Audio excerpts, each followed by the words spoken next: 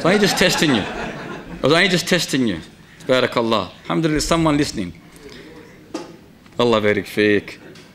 When a girl is on her menses, does she still fast her food but does not pray? Yes, now we understand the question. I did, alhamdulillah, before that. Just making sure that you all understood. Does she have to make up for the days she missed? Yes, she does. As for the fasting days she missed, she has to make them up, but not for the prayer. Not for the prayer. And Aisha was asked this question, do we make up the prayer and the fast? She said, no, only the fast, not the prayer. When asked why, this is what Allah Ta'ala has ordained upon His female servants. Ali? Is it wrong to make a kid fast like this to get in the habit of fasting? And second, you know how you got... We'll leave it at one. Is it wrong for the father or mother to train the child below the age of puberty, maturity, to fast? No, it is not wrong. But you do not oppress that child. You are not allowed to oppress that child. If you think that child is incapable, he hasn't got the ability to fast, you are not allowed to let him fast. And if you do, you are committing a sin here.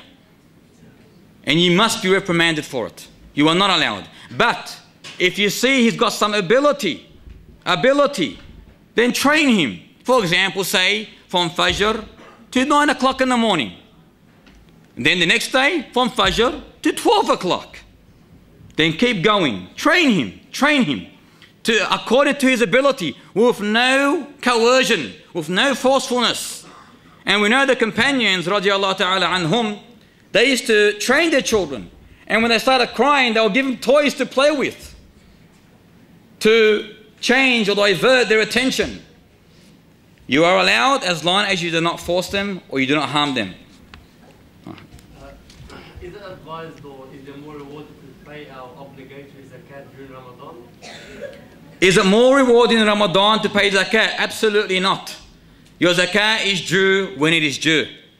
Your zakat is due when it is due. If you've had that money in Sha'ban, for example, the whole year has passed and you still got that money, you must pay it in Sha'ban. There's no narration whatsoever that I know of that there is more reward if you pay it in Ramadan. This is a cultural thing that has been partaken in our society worldwide.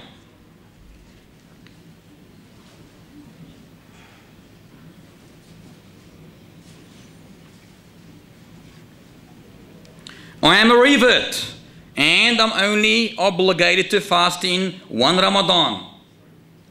I did not fast properly. I didn't know really what to do. I fasted, though you fast, I wasn't sure.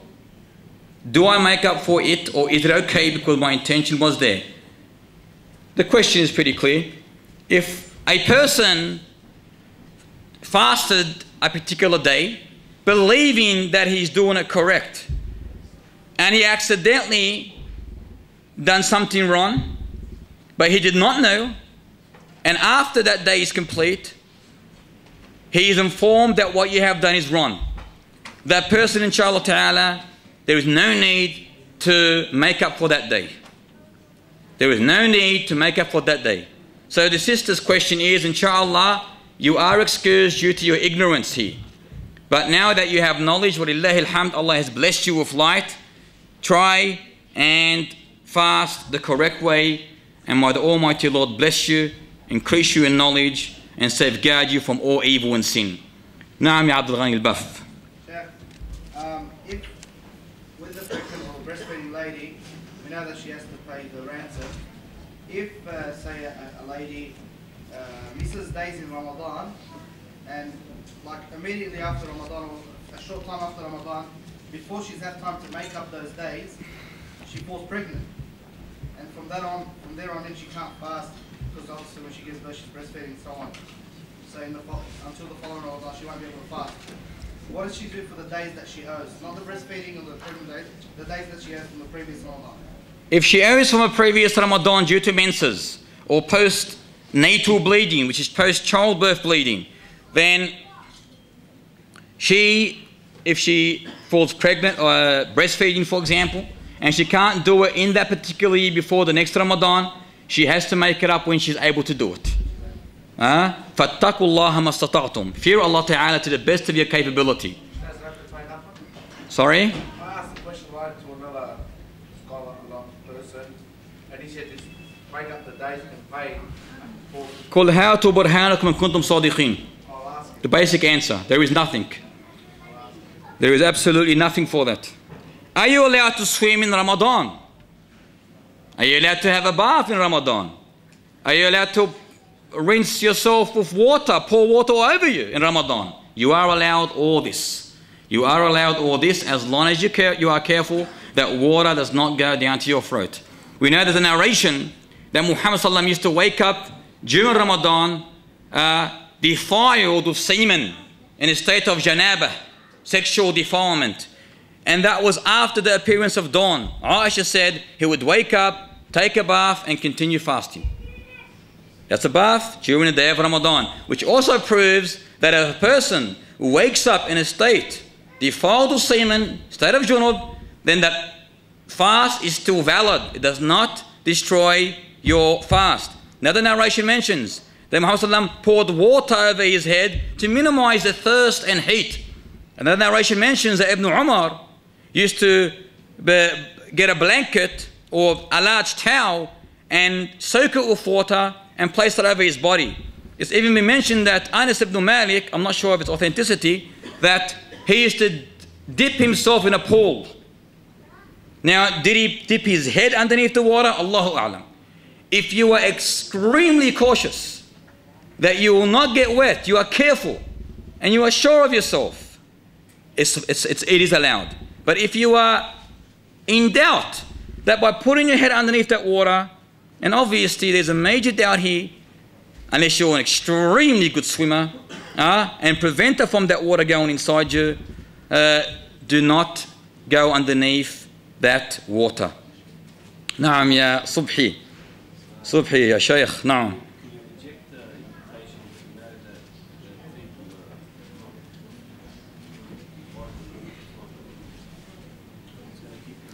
Subhi is asking, are you allowed to reject the invitation when someone invites you? And we all know the month of Ramadan is the month of invitation and visitation. It strengthens the bond, it strengthens the ties, it strengthens the friendship amongst many people, especially those who had problems with each other, which is not a good thing. So it's a month of reconcile, forget and forgive, a month of forgetting all that problem that you had with this person. You forget all quarrels, all problems, all disputes, and you reconcile. So obviously, you may be invited to a particular house, and that house you know that it is built on gossip, on slander, on backbiting. There is mischief being done there, that which Allah Ta'ala does not like. Instead, if you are able to go and rectify or reform that place in any shape, manner or form, you are advised. If you think by going there is a problem, you may be affected, you may be detrimented in your deen, you or your wife or your children, obviously you are allowed to abstain. And that is the better thing to do. What do you do when you got your family come out of your house? Salaam wa barakatuh. Your sister-in-law one table, do you get up and leave? Sorry, Ali? What happens when you get family come over and your sister-in-law and they sit at the same table? Do you get up and leave? Why would you want to get up and leave? Eat the food and enjoy yourself. But you, as your sister-in-law, you're not supposed Well, don't sit in front of her, face to face. Let her sit aside. And then you get your dad to all around you. No, wait. He's going to lie on you. You yell at you. What for? What are you doing? She's only your sister-in-law, they say. Tell him, khair, inshallah, that's why I'm going to sit here. Because she is my sister-in-law. At the end of the day, look, don't fight with your parents. Don't argue with your parents. Never argue. You respect your parents. Even if they're on the wrong, respect them. Your parents are your parents and they'll remain your parents, respected to the end of time. But do not disobey Allah Ta'ala at the same time. When you speak of your parents, speak with manners, with etiquettes, with respect. Especially in the month of Ramadan. If you believe something is disobedience to Allah Ta'ala, do it in that which is wisdom. Avoid it with wisdom. And I'm pretty sure you understand me.